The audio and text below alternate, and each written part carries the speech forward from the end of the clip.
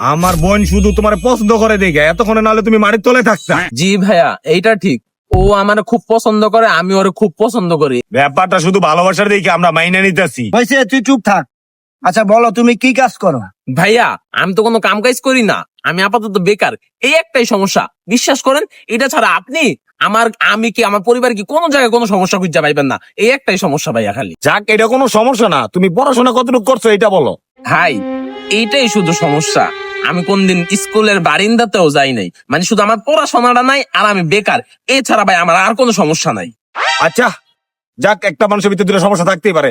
এখন বলো, তোমার আব্বু কি কাজ করে? ভাইয়া, এইখানে আরেকটা সমস্যা হয়ে গেছে। আমার আব্বু আমার মতো কোনো কাম কাজ করে না। আমি কোনো কাম কাজ করি না, আমি বেকার।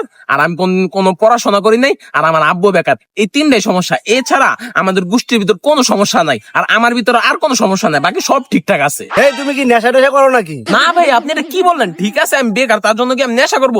আমি তেমন কোনোই নেশা করি না।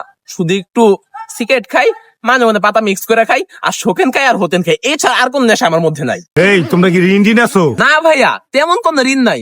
মাত্র 70 লাখ টাকা ঋণ। তোর 30 সেকেন্ড সময় দিলাম, এই 30 সেকেন্ডের ভিতরে লাগা স্যার তুই। ভাইয়া, আমার কিন্তু আর কোনো তেমন সমস্যা ছিল না। তুই আমার মোবাইল কই?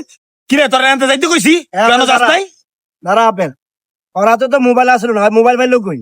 আসলে ভাইয়া, আমার শুধু একটু চুরির স্বভাব আছে, আর কোনো সমস্যা নাই কিন্তু আমার।